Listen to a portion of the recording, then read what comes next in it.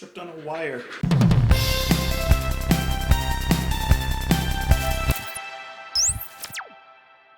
What's up, guys? Welcome back to the channel. My name is Justin. I hope that you're having an amazing day. Today we're going to listen to Genesis. We're going to finish off their album Duke with the last two songs. This would be Duke's Travels and Duke's End, both of which and all of which in this album were released in 1980. Thank you guys so much for sticking around with me and going through this album with me, as we've done with many others, but thank you just for being here and watching. It's been a great journey listening to this album, so I'm excited to finally finish it out, because I've been listening to this album on my own, just, not past the songs that I haven't heard yet. So finally I'll be able to listen to it in completion, because I've really been enjoying it. Also, my wife just had surgery today, so I'm trying not to be too loud. So if I'm noticeably quieter than usual, that's the reason. Nothing major, she's just resting up right now. I just took a few days off to take care of her. But as the lady lies, I'd like to listen to some more music. Anyways, you're more than welcome to join me on Twitter in the comments down below. You can also support the channel on Patreon, but for now, let's finish out the album. This is Genesis with Duke's Travels and Duke's End.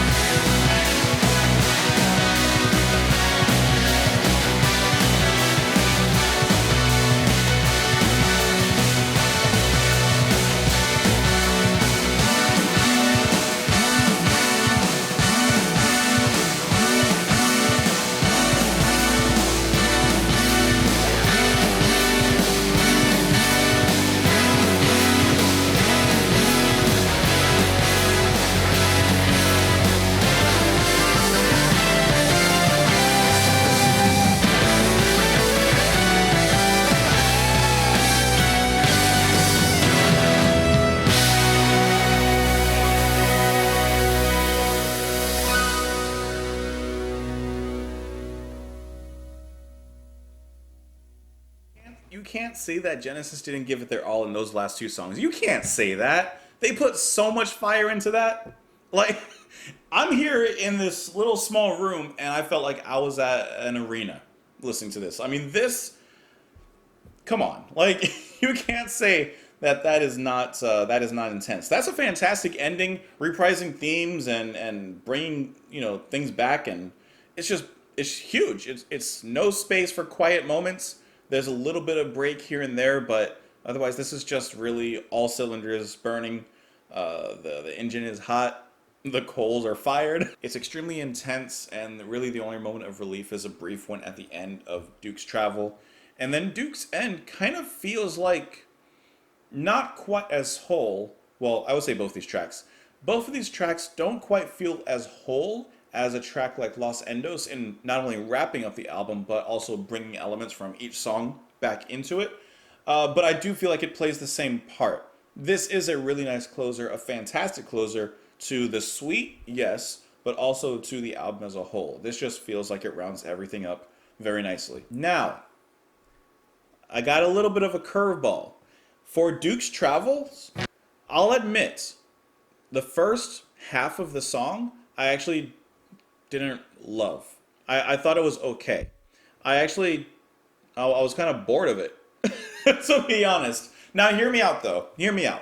I already know that I have to listen to this one in particular a second time, because it really was just like going so hot. I know I missed things. I know I didn't really grab it, you know, or it didn't really grab me right away. But on a first listen, I thought it was just okay.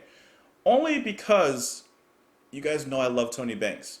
But this song kind of felt like an over-reliance on him, which I've kind of mentioned before.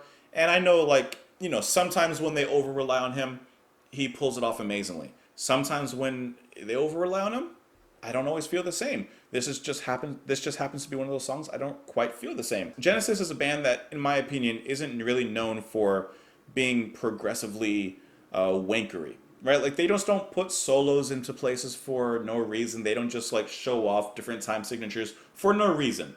Anytime they do anything like that, it feels like there's a purpose behind it. In the first half, when Tony's just going off and doing his things, while it sounds good on one level, I didn't really like it that much. I don't know. It did feel like it was going into that territory for me. I also felt like the beginning went on too long, and there was just too much of the crashes over here. Like, I know, why is my volume so low? I know it sounds like I'm hating the song, and I don't hate it. I just think it's okay. I think it gets better as it goes on, and I think Duke's End really saves the pair of songs. But I don't know. I just don't connect with this one as I've connected with, honestly, going back pretty much every other song on this album. Even Misunderstanding. I don't know. And it's another small critique, but I don't really like this synth horn kind of sound. I don't like how often the crashes come in. I just like space. Like, I know, hey, listen, I know that, like, on my own time and, like, what I listen to doesn't always have space. It's not like I need space in every single genre or whatever music. I mean, I like listening to, like, thrash metal and death metal, too. There's no space in there. But, I don't know, this just feels like there's too much. And there's only 3 of them. So there shouldn't have to be too much. As the drums come in, I do think that this is a really nice drum pattern that Phil comes in with. I also like the tones on the toms. It's so primal.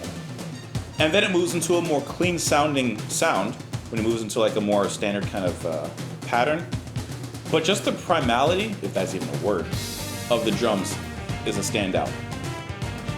And see, for example, this riff that Tony is doing right now, it doesn't sound bad, but I also don't really care for it. It puts me on an even playing field where I'm like, okay, it's probably going to get better from here, so I'm fine with this. But at least until like halfway through the song, it doesn't really. Here's how I kind of feel like on a first listen of this part. I feel like there are some really, really good moments, which I'll talk about when I get to them. But I also feel like as a whole, it's just a little bit lackluster. Same thing here. This doesn't sound bad. I just prefer everything else that I've heard. I love Phil's drumming. I wish we got a little bit more Mike on the guitar, besides just those really nice solo notes and lead-offs that he comes up with later on as the songs get more intense. But I would like to have heard a little bit more from Mike. I feel like Mike is like the underrated member in this band. Like let him do some stuff. Let the man play guitar because he can play. Is he going to properly fill in the shoes that Hackett left? Maybe not. But I mean, I don't know. I feel some confidence in the man to let him do his thing, to let him pull some creative strings and see what we get out of him. This is a little better. It slows things down. But for some reason, it's just not connecting with me. Nice fill from Phil. I like how Tony has a little swing in the synth here, but I still don't like it. It's one of those tracks that I come away with appreciating it, but not quite connecting with. Now the synth feels like it's playing more alongside the song. Now it feels like it's speaking and singing alongside the story. Because Phil's about to get in here as well. Now we hear some Mike. Now we get some nice send-offs on the guitar. This sounds conclusive and satisfying. When I hear that, that's why I'm saying, like, Mike, give Mike some room. He's gonna do his thing. And without even like hesitation, Phil comes in and he rips it up. I like how he brings back those melodies from the past. Now Tony's synth adds a lot of texture here. And this solo we get is wonderfully melodic. Hear that bass? Underrated. And Tony goes along and sings basically the lines over from guide vocal. Like, that's what I mean. Like, this track, I understand, for example, if I'm thinking about it like on an appreciation level, I understand how the beginning is almost like this bombastic intro to kind of get you into the energy that the track and the next one follows with. And on one level, it works. But besides the halfway point in Duke's Travels, I'm just kind of left, like, unsatisfied. Los Endos, if I'm just going to compare last songs on an album, feels wholly conclusive, wholly satisfying. It leaves me wanting more, and yet I'm okay with the ending and everything we got. This one, I'm glad that we have Duke's End, because Duke's End kicks it up even higher. Especially thanks to Phil's drumming and Mike's bass line, which is just furious. This reprise sets everything on fire. This is a great, great send-off. Now I'm getting the same feeling that I get from Los Endos. And you hear Mike in there again. With the guitar, you hear him. See? It's a nice little lead. That's cute. This is a song that feels like the encore. Maybe that's the feeling I want when I'm listening to Genesis. Maybe that's the feeling I want comparing this to Los Endos. Los Endos feels like an encore in a live show. And Duke's Travels and Duke's End attempt to recreate that same feeling. And I feel like 75% of it, the two, work. It's just that 25 in the beginning, then I'm like, and they just keep on this up, building up. Mike sounds so good. Yeah, that leaves me wanting to clap. That's awesome. That's where I get a satisfying ending. So as a whole, but if I'm taking these two tracks into account, which is, you know, what this video is based on, these two tracks, then I am left satisfied, I am left happy. I just felt like I tripped up maybe a little bit in the beginning, but I found my way, and now we're walking, running, sprinting perhaps. The few lyrics on this song, on Duke's Travels: I am the one who guided you this far, all you know and all you feel, nobody must know my name for nobody would understand, and you kill what you fear and you fear what you do not understand. I call you for I must leave, you're on your own until the end. There was a choice but now it's gone, I said you wouldn't understand, take what's yours and be damned. Like I said before, it's pretty much just a reprise, as the lyrics from guide vocal, as the melodies come back as well. I mean, it works on some levels, it's fine for what it is. Maybe at the end, story-wise, whoever this mysterious mentor is realized that he couldn't guide this person. He tried. He tried several times throughout the album, but in the end, he says, get out of here. Anyways, I hope that you guys enjoyed the video. If you did enjoy any of the music in here, let me know. Is this your favorite two tracks out of the album? Do you feel the same way I do, or do you love, like absolutely 100%, are you in love with these two tracks? Duke's End gets a 10 for me. Duke's Travels, if I had to give it a number, I'd probably give it like a 7. I don't even do numbers, but I'm going to give you a number just so you have an idea of kind of where I'm at with it. Of course, you can join me on Twitter in the comments down below, all of that fun stuff. But thanks for being here and listening to the album alongside with me. Where will we go from here? I don't know. There's beginnings, there's endings. Sometimes you got to go back to the beginning to reach an ending. Or maybe we'll listen to Calling All Stations. Seems a lot of people say that that's like a really good album. Like a really good album. I don't know. We'll see. Anyways, have a fantastic day, guys. I'll talk to you tomorrow. Bye.